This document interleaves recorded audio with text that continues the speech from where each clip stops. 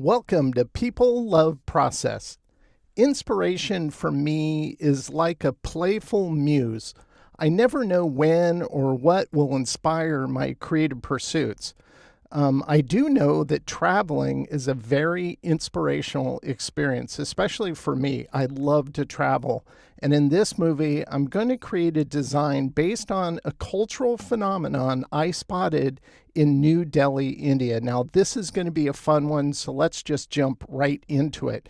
The visual you see in front of you right now, this is part of the AI Adobe Illustrator team based out of New Delhi, India. So back in 2019, they invited me along with 14 other creative people to be part of an Adobe Summit at their headquarters in New Delhi. And so these are a lot of the engineers that work on developing the Adobe Illustrator application, and I had to get a picture of them. Now, a couple of them I know very well because I've known them for years. The guy in the back here, this is now hopefully I'm not going to butcher his name. They're a little hard to pronounce for me, but Raghuvir Singh Buwali, he's such a friendly guy. And when I showed him one of the bugs in Illustrator, he came back the next day. One, he had a fix for one of the bugs I showed him. It wasn't really a bug, it's just annoying behavior, and they fixed that overnight. And then he came back the next day after I showed him the snapping bug, and he said, yeah, that's going to be complex, but we'd have to rewrite the code. And I think that's why they just haven't done it yet. But he at least admitted it. So the team knows about that snapping bug I've pointed out several times. They're well aware of it. Whether or not they get the permission to designate time towards it, that's kind of comes from a pay grade above the AI team. So I don't really place blame on certain things about Illustrator on the AI team specifically and their engineers. It more comes from above and dictates to them. So you have to kind of understand the politics of a business like Adobe, which is $1 billion monopoly of this sorts. The other guy that I've known for quite a while is this guy here in the foreground with the blue shirt. This is Ashutosh Chaturvedi, a really nice guy. Both of these gentlemen I've known for quite a few years before I ever went over there. I'd meet them at Adobe Max and stuff. Really great guys. But the foreground guy, Ashutosh, he's going to play a part in kind of what inspired me for this movie that I'm sharing with you. So the nice thing is they put us up in such a great hotel. It's the first 5-star hotel I've ever stayed in. Really nice. They actually picked us up at the airport in a Bentley, believe it or not. So that was kind of cool. And during the day, we'd be at their headquarters, and they're showing us the roadmap of what they're going to be developing for Illustrator.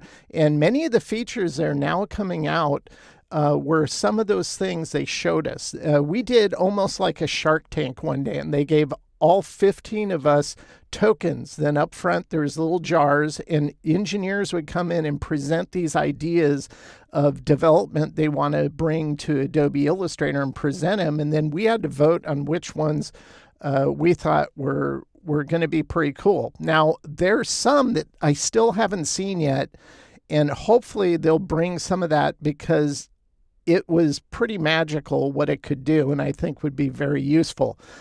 Some of the things, like they showed us the regenerative color at that time in 2019. Because that's out now, I can say that now. It's out in the open. But I still don't buy that it's AI-driven because it works the exact same way, and they weren't integrating AI to it back then. And one of the engineers here in this photo, I'm not going to point him out because I don't want to get him in trouble, but we were out for dinner. They'd take us to these nice restaurants every night. And I was sitting next to him talking to him. He said, yeah, you know that recolor that they showed you today? I go, yeah. I go, I thought that was pretty cool. He goes, yeah, that's not new. And he's going, that's been around for a long time. They just repackaged it. And I'm like, oh, that's interesting. So keep that in mind when you see these new features. That's why I say there's a lot of hype that Adobe puts into them. But anyway, that said, they would also take us a couple days. They took us out for tourism purposes. So we got to travel around and just walk around in Old Delhi.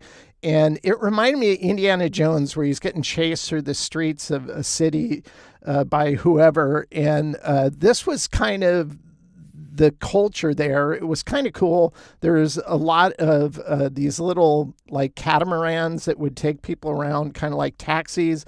Also more golf cart type ones that were motor driven. And that plays a part in this story because one day as they picked us up from the hotel to take us to the headquarters, we were in traffic and we were behind one of those little taxis. And I looked down on the back bumper and I saw this sticker. And I go, that's interesting. So I took a picture of it. I got out because the traffic wasn't moving and snapped this photo of it. And then the whole time we were there for about 10 days or so in New Delhi. I saw this same motif in a lot of different places. I saw it on T-shirts, window decals. I saw it painted on signs. And it made me curious, like, well, what is this? This must be some cultural thing because I'm seeing it everywhere in New Delhi. And so I asked my friend Ashtosh that I showed you the picture of, and he kind of explained it to me. It's called Nazir Batu, and it's a Hindu term used to define an iconic charm, object, tattoo, or in this case, a sticker used in North India and Pakistan and other areas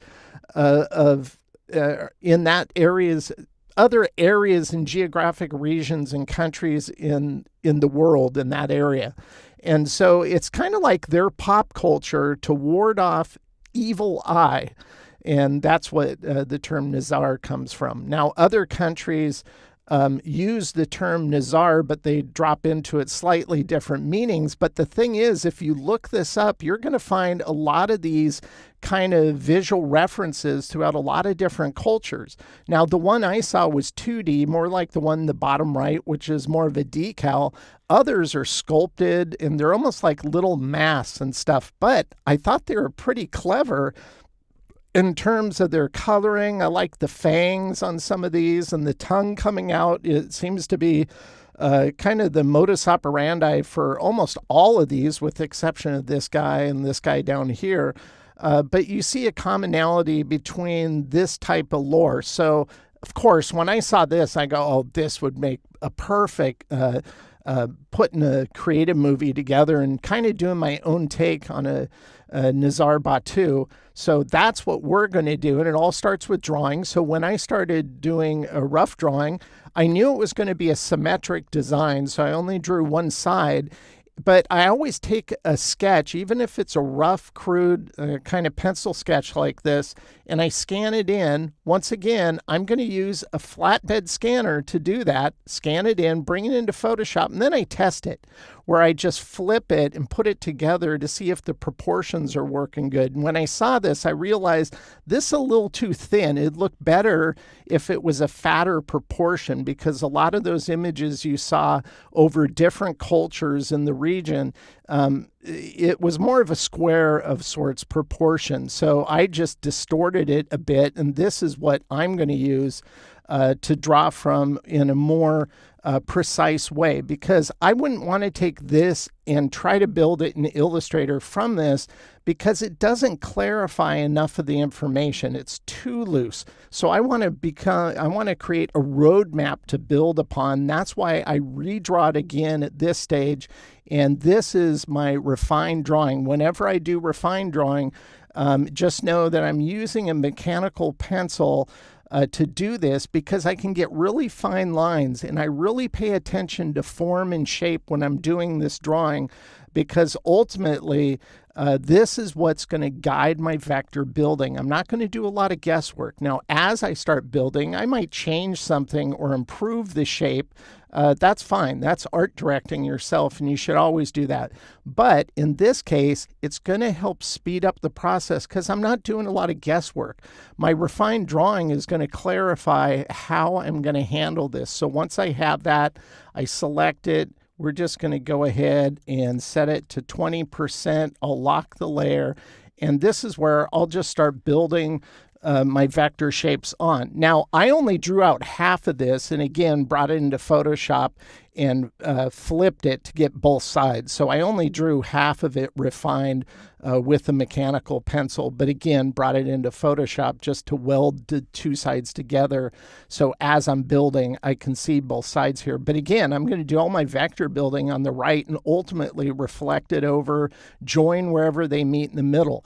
Now, when you're approaching vector building, the easiest of all shapes to create, in my opinion, are the circles, because you can just take the ellipse tool. We'll just use this, and you can just build out a circle. So if I was building out the left side, not the right, I would probably start here and I'd create a circle. Then I'd clone it, Command-C, Command-F. I have that set up as the F3 key. And then I would just expand it like this. As I go, I'll just sample the path to keep them all the same thickness. So it's not hard to build with the ellipse tool like that. And so that's what I focus on first. Is there any shapes in here that I can build with the ellipse tool? Because those would be the first ones I always did. So all these shapes that make up the eye here, all these are elliptical shapes. The nose, the top of his head, the side here started as elliptical shape, but I don't keep it a perfect circle. This is an oval. And then you have the ear here and even the teeth. Now, why am I creating circles on the teeth? Because this is more of an elliptical shape at the bottom, but we can go ahead and turn it into what I'd call a scallop shape. So if I just copied this, Command-C, Command-F, and then I'll just slide it over until I get it into position here for the second one. And then ultimately, I'm going to go ahead and adjust those and trim them at the top, because what we're building here is independent paths. And so even though I created this shape, these shapes for the eye like this interior shape of the eye will be the only part of this design that isn't a stroke per se. This inner one here will ultimately be black, and we'll probably make an even smaller one to have a white circle, even smaller than this. So what I like to do is I'll take a shape like this, and I'm going to take this eye shape, which makes up the full size of the eyeball. And this is where I'll go to the shape building tool, because it's ideal for building with strokes. And we'll just hold down the Option so it minuses and removes this path. We don't need that. And then we'll select this shape. We can deselect that now. And then I'll just hold minus down and just select this path and get rid of it. And that's how I would edit this. On this one, I'm going to make a copy of it. So Command-C, Command-F. And actually, I'm not going to make a copy of it. We'll just keep it here.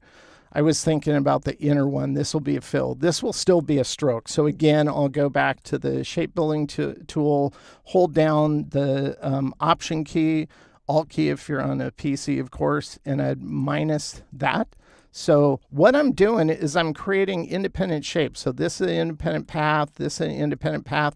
Most of these aren't going to be closed shapes. So if I drag this out, this is the only closed shape we have here on the face. But if we go up here, you can see this is just one continuous line to create that whole shape, but it's not closed, meaning it isn't contained. We could still fill it, but we're not going to be doing fills here. We are going to continue building this one. So I'll select that. I'll go over to the pen tool, and we'll just continue from here, because what I want to do is I want these lines to interact. So notice how I drew it. So it comes down, it hits this edge. Well, I'll do that. I'll just go down here and I'll click until it's on the path. And this is where you want to have Smart Guides turned on, Command-U, because you want to know when you're on the path, and it'll tell you, it'll say path. Then we'll just pull out the handles to start working out that curve. I'm not going to worry about it being precise at this point. I'll go over here because I want this to come to a curve here, and then it'll wrap around again, and I want it to connect right about, probably right about there. So this is the rough build. Now I'll go back. I can go back with my anchor point tool. I can select this path with the anchor point tool and just pull it out, and that'll give me access to the handles. So if you don't have a plugin, this is how you'll do it. With a plugin, though, I'll just go to Astute Graphics Path Scribe tool like this, and if I go ahead and select this handle, you know, there's that. I'll pull this out, adjust this one, and then I'll pull this one down here like that. I think this probably needs to drop down, something like that. Probably bring this one over a bit like this. Then this guy can come down like this to create that. And then this over here, I'll pull out, well, we probably don't need to. We can just go like this. So that's how I would create the float. Now this looks a little flat, so I might come back in and adjust these. I think that looks better. So that's how I would create that line that's going to make up the front of the face, because this is just an independent stroke. All of these will be independent strokes. So that's how I'm going to create it. Like on the ear here, we created this big long one that makes up the side of the head going down here. But I'm going to select these two, go to the shape building tool, and then hold Option down and trim that so we get that part of the inner detail of the ear. So this is how I'm going to build all of these. They're going to be independent strokes, and then ultimately they're going to form the full face. So if I turn this off, turn this on, you can see how we've continued to build these shapes here. Now I'm going to zoom in on the mouth, because this is where why I like having the option of either using the corner fillet, so or the corner widget in Illustrator. If I go ahead and select this and I want to round it with the corner widget, I would select the direct select. But on a circle, it's not going to bring up anything because it's not really a smart feature. It says, well, this is a circle. There are no corners to round. Well, there can be, and this is why I use dynamic corners from Astute Graphics, is because I can take a circle like this and I can just pull out these curves and turn it back into a corner. And these give me these little fillet shapes. They're going to make a great tooth that we're going to have here. Here's the just independent stroke to form the mouth. And so with that selected, with the teeth selected, I'll select all of them. I'll go to the shape building tool, hold Option down, and I'll just minus like this to get rid of that. We can get rid of that. And now we have the teeth shape set up the way we want. Once again, an independent stroke. Now, if you don't have the corner widget, instead of starting with a circle, you could start with a square. So you just grab the square tool, shape tool, and then you would just build a square like this. We'll go ahead and snap this to the bottom. So you might start off with this. We can even get rid of what we created here. So if you just think in shapes, you wouldn't start with the circle. I only start with the circle because I use a plugin most of the time to make those kind of scallop shapes. But if you don't, just start with the square, direct select these two anchors, and then you can round them. Then you can take that same bottom part of the mouth, the independent stroke there, go to the shape building tool, hold Option down and minus to get the exact same thing. So you don't have to have a plugin to do this. You just have to think a little differently. Instead of starting with the circle, start with the square. So that's how I would do that kind of shape building. Now, also, not everything you want to build the round into it as you create. So it was a lot easier to create this just using, just coming to a point at the top of the horn, to a point here, to a point over here. Then what I can do, and I'll use the plugin here just because I prefer using it. But again, if you want to use the corner widget, you just select this. And then you could just adjust it like that to get that part. But I'll use my plugin to do the other ones. So I'm just adding curves here because it's easier to do it after the fact. If you build it straight with just normal corners, then you can come in here and whatever your tolerance is here, something like that, you might do that. We'll come over here. I think I want this one a little bigger. We'll go something like that, like that. Then never be afraid to zoom in. You'll zoom in, select both the horn and this, and we're going to go to the shape building tool and hold Option down and trim that. So it terminates right when it gets to the edge of the horn. We'll do the same thing on this side with the shape building tool. Hold Option down. Oops. Make sure you select this path like that. There you go. And we trimmed it. So once again, it's easier to build straight than to come back later and curve it. And again, all these are just independent strokes here. We have an independent stroke making this top part of his head. And now on this element here, this is where I love using another plugin. And again, you can do this natively. So actually, let's do the first one natively. So we'll go here. Our drawing starts. We'll just snap to this anchor. Once again, Command U to toggle these on and off. Sometimes you want them off as you're building more free-flowing shapes so they don't snap. But in this case, we'll just take this and I'll click here. I'll go up here to there. Then you go to the anchor point tool, and you just pull out till you get access to the anchors like this. And then you can create something kind of like this. I like using a plugin. Again, it's called the Arch by Points tool. It's part of Subscribe by Astute Graphics, because I can just start here, click, go up here, click, and just pull it out. And I can go like that. That would look pretty good. I can come here. I can go click. We'll go up here. We'll go click. And then I'll pull this out like that. So it just goes a little faster. Is it impossible to do natively in Illustrator? No, you can do it. It's just going to take a little longer. Anytime a plugin saves me time, that's why I use it. So that's how I create that kind of detail. I'd build out the rest of the face, and I just want to show you that too. So let's turn on this. Here's all the paths on the right-hand hemisphere of this symmetric design. Now, all I'm going to do at this point is I'll just select everything minus the circle, because this is cascading from left to right on his nose, and the top part in his headdress we don't need. So just these, and then I'll copy these, Command C, Command F. I have that set up as an F3 key, but if you don't, just go Command C, Command F, and it'll make a clone. So I'm going to clone these. Then we're going to go to the Reflect tool. We'll go over here, click on the Reflect tool, find a central anchor point. This tells me I'm over that. I'll click and reflect it over to get my art on the other side. Now, keep in mind, we have independent shapes here. So if I go in on these and like select this, you can see this is independent of the one on the right here. So I would just have to select these anchors and go Command J, and that kind of welds those two paths together.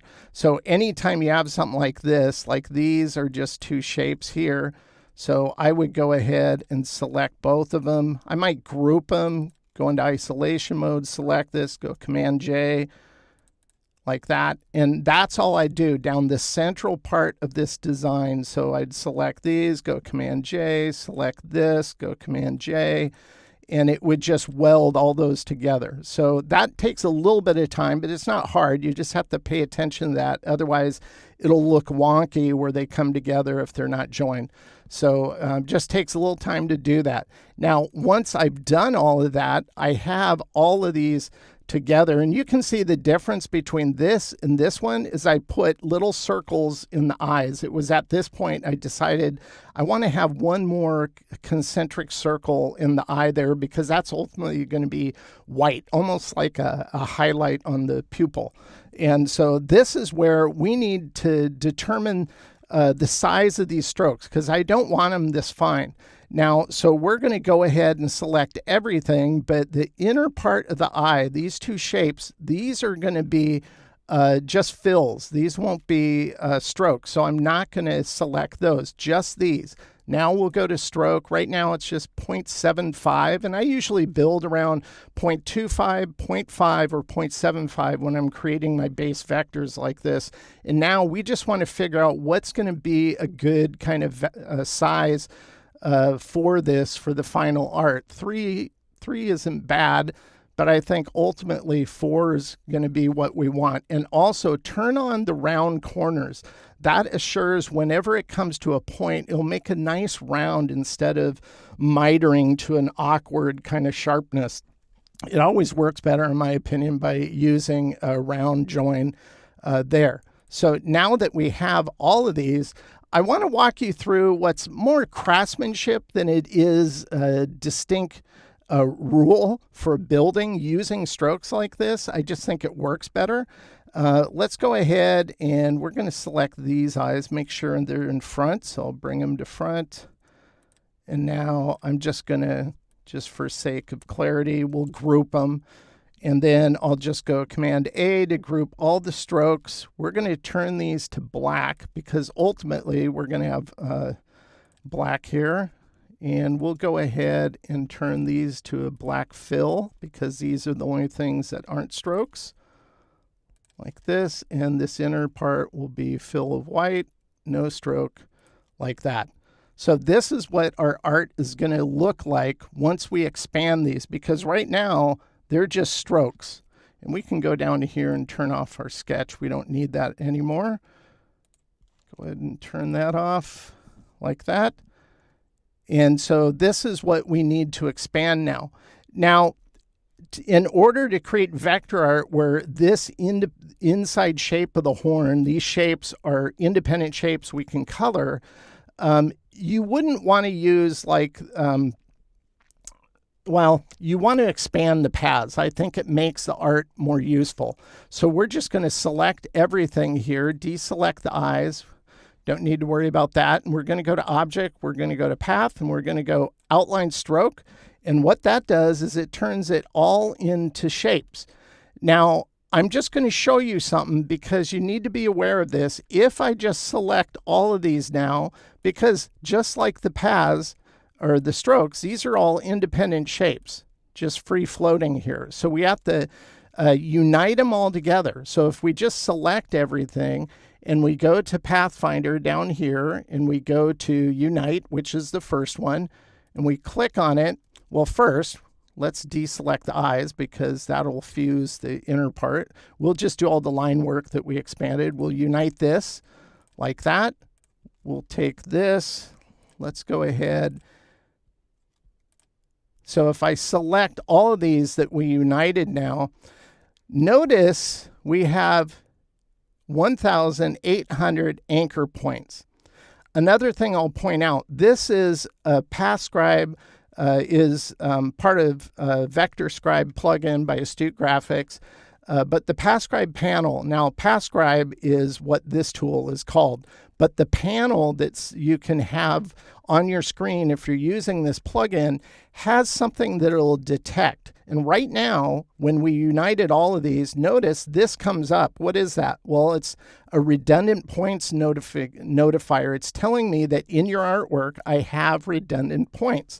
Now, here's the irony, and I wish they had fixed this in Illustrator. Under the Pathfinder, if we go to the option menu, we can go to Pathfinder options. Notice they have a setting you can check called remove redundant points. So you would think if it says remove redundant points, that if redundant points show up, it'd remove them. Well, it doesn't. It does on very simple shapes if you combine multiple squares with each other. Yeah, it'll move that because they're 90-degree angles, but on something more freeform like what we're doing, that we've expanded strokes and united all those expanded shapes that we created, you're going to get redundant points, and this won't do anything. It's kind of useless. I just wanted to point that out because you might have that turned on. You're still going to have redundant points. And this tool, when I select this outline, is detecting that we do. And we'll come back and fix it to see how many it goes from. Right now, I think is 1,080. But I first want to jump to the next layer here because this shows all the strokes. I just colored them differently so you can see that they're independent strokes that have been expanded. All these are expanded into shapes, but I've just colored them. And one thing I want to point out is notice on the right-hand side here, all of these I've gone up and I've trimmed them so they go into this, but they don't hit the top edge. If we go over here, you can see these on the left I haven't trimmed. Notice how this anchor hits this top curve of this magenta one. Same here and here. And down here in the eye, the bottom part hits the bottom edge of this eye shape. Well, if I united all of these, that's going to create redundant points at times. That's why it happens. So if I select this and I go Command-C, Command-F and make a copy of this shape, and I just slide it up a bit, select this black top, this black area of what is his eyebrow of sorts, and then on minus front, we can trim it off like this. But every time you do this, notice in your appearance, it's going to revert to a group. So you want to turn it to a compound. I have that set up as an F7 key because if you don't, you always have to go to Object, Compound, Make, and it's a lot faster having a one-button push, F7, to do that. Want to know more about keyboard shortcuts? Watch my keyboard shortcuts movie on People Love. The more things that you do on a routine basis you can turn into keyboard shortcuts, the faster you're going to be able to work without compromising quality. So we're going to make a copy of this eye shape, and I'm just going to slide it down, and we'll just trim the bottom of this shape. So now this is going to work better and unite with the other shapes. I do the same thing for this. This one over here is fine, but this one over here is touching the top. So this is where I would make a copy of this shape, slide it up just to trim this inner part of the eye like that. And anywhere where this might have a chance of happening, like this eye shape right here, this is a good example. So this is where I would take this shape and I would slide it up, and I'm sliding it over because it's also going to interact with this part down here. And I'd select this, and then we would just simply go, oops, I was looking for a Pathfinder, minus front, and we'd trim that shape. And we'd also want to trim this shape here, and we'd want to trim it over here as well. So this is where you might create a throwaway shape. So I'll just create a shape just to edit this one. Doesn't matter what color it is. We last edited green, so it's going to use green. So I'd take this, select this shape, and I'd trim that, then select this, make sure it's on top, select this shape, and trim off that. So all of that, just so when they fuse together, it does it in a more clean way. And you can see up here, I pulled this down because when it was the perfect circle, it left a little space here. So it doesn't matter that I did this because this is all going to be kind of fused together anyway. So why am I taking the time to explain this? Well, because if you set up like this, and I go ahead and select everything here, and I go unite. Oops, again, I did the eyes by accident. Let's unite all this path work that we've expanded. Unite like this, and we go over here. Notice it says 1026, so it's going to end up being less anchor points. If we go over here, all of these were 1,080. So we had about 60 more anchor points in this one, and we have redundant ones. So let's see how many redundant ones we have if we didn't bother cleaning up anything. I click on this. So this removes 9 redundant anchor points. So now this is kind of cleaned up. I don't think we have any more. Nope. We don't have any more redundant anchor points. So if we go back here, you can see this is 1026, but we still have a few that I obviously missed. So that's why I like this plugin, because if I manually depend on myself to notice everything, I might miss something. So I always check this before I move to the next stage, because then I can just click it. And so this remove, let's see, it was 1026, so 7. So now this one's 119, and this one is 171. So it does a better job of optimizing your artwork. So I just wanted to point that out. This obviously would still be black like this. So it's at this point that I like to go in, and on this design, I would go ahead and go compound, and I'd go release. You might have to ungroup it a few times because all these interior shapes, I want all of these to remain white, but sitting on top. Notice where the nose is and the ear, you're going to have some of that going on. That's okay. We're just going to go ahead and let's just zoom in here like this. What we can do is select this one, select this, and we just go minus front. Then we get all the shapes over here. We go over here, take the outermost shape, minus front through the background shape. That's resolved. And then on the nose itself, we'll go ahead and copy that to the clipboard. And, oh, there we go.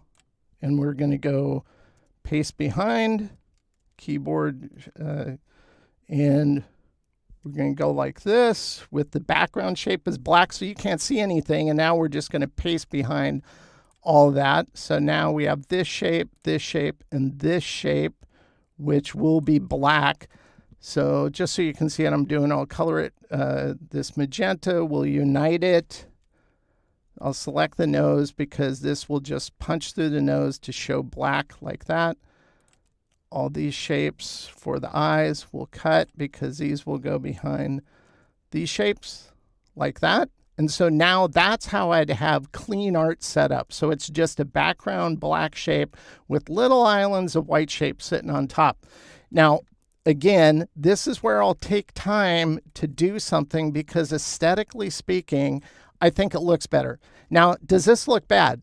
No, I don't think it looks bad, but I think it can look better. What do I mean by that? Well, let's focus on this eyebrow. Notice how when we've expanded these strokes, we have it come up here, and it's somewhat of an unelegant curve here. Comes to dagger sharp points within. This is where I'll go in and I'll do subtle rounding. So if I turn on this layer, notice the difference. Notice how the curve improves here from this one to this, and all those subtle curves I've added. So the subtle rounding really pays off, and this is where I'll use a plugin instead of using the corner widget just to round off an area like that. I think that looks way better than what we had it. And so any area I want to improve, this is where I'll go in and I'll just add these small little rounds here. Like we'll add rounds there. I might even put subtler rounds on these sharp ones just because it looks better than coming to a dagger sharp point, kind of like that.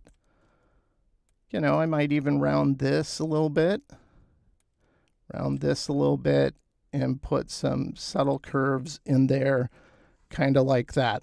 So that's all I'm talking about. The subtle rounds really add a lot, in my opinion. And so once I get all those subtle rounds built in, and that takes time to do that. And the thing is, you can just focus on one half. And then if you don't want to repeat it on both sides, just delete one half. Some of these shapes, like the top here, this cascades from one side to the next, so you wouldn't want to delete that. But anything that's distinctly on the left, you can delete. Round everything on the right, copy it, and use the reflect tool to copy those shapes to their sides so you don't waste time. So now, tonal family.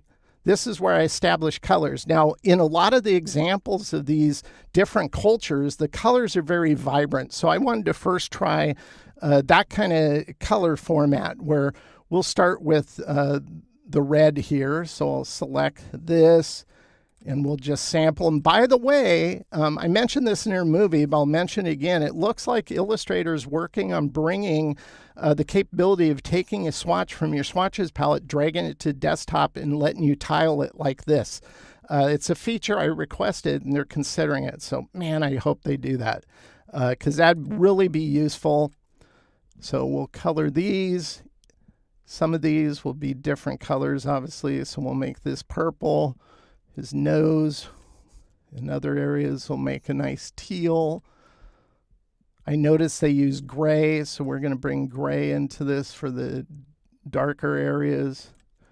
Bring orange into it like that. And I think that looks pretty good.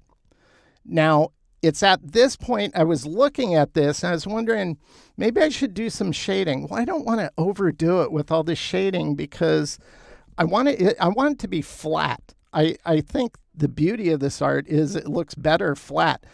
But the more I was looking at this, the more I was thinking, you know what? I think this outer line needs to be thicker. So all I'm going to do is I'm going to copy this background shape. We'll bring it to the front, and I'm going to put a black outline on it. And we'll go to strokes. I'm going to beef this up because I want it to be a lot thicker. Like that. We'll copy it, select the background shape, paste behind. Oh yeah, that looks way better. So we can take our original shape, get rid of it. And I wouldn't want to leave it a live stroke. So this is where I'll go to path and I'll go to outline stroke. Then I'll just go unite. So I like that a lot better. Now, getting back to the shading, I thought some shading would be good, but not overly doing it. And I think the most engaging part of most designs that have eyes like this is the eyes themselves. So I did do some shading, minor shading, I'd call it, turn that on, and I think that looks really cool. But this design will work great on a dark or colorized background. So here it is on black, and I think it looks even better. I locked it up with some really cool custom typography. It's a font my friend Paul Holwalt did that I thought goes great with this style. So I think this looks good. The more I was looking at it, though, I'm going, there's a lot of colors in here. I want to see what it looked like if I simplified it down essentially to 3 colors. That is white in the eyes and in the teeth, and then 2 colors elsewhere. And that's what I did on this one. If I turn this one on, I love this one so much more because it looks more sophisticated with less color in it, in my opinion. And I love the way this came out. I liked it so much that I got some stickers made. And here's the deal. Anybody who purchases access to the resource files for this movie, which can be found in the description below, I'm gonna mail you out, ship you a free sticker. So that's my gift to you for supporting me. Is you'll get a free Nizar Batu sticker. So take advantage of that. I only have 40 that I'm going to be giving away. Once they're gone, they're gone. I might at that point then have them on my site, but then you'd have to pay for them on the site. But if you get access to the exercise files, I'll give you one for free and I'll ship it to you. I might even include a second sticker just to say thanks. So traveling is such a fun way to get inspired. But you don't have to travel around the world to explore and discover inspirational moments. Take time to let your imagination run wild and see what you can find locally. Your mind will just start playing off of that the more you give it a chance to do that. And I want to thank my friend and engineer at Adobe, Ashutosh Chaturvedi, because he was the one I asked about the sticker I spotted when they were taking us to their headquarters one morning. And he took the time to explain what Nizar Batu was all about. I'd say the American equivalent of a Nizar Batu could be like the horseshoe is a good luck symbol. But unlike India, you're not going to find a horseshoe everywhere within our culture. Like I literally saw Nizar Batu everywhere in New Delhi when I was there. So it's a little different, but that'd be a close equivalent, I think. That said, every culture has fascinating lore or mythology like this, and usually the older the culture, the better the stories are, in my opinion. So I encourage you to come up with a design for a theme you enjoy and give the methods I covered in this movie a try yourself. Remember, the exercise files for each of my People of Process movies can always be accessed via a link in the description below. Now, purchasing access to the source files or becoming a channel member helps me to continue making content for this channel, and I really do appreciate your support. Until next time, thank you for watching People of Process, and as always, I hope this content helps you to improve your own creative process.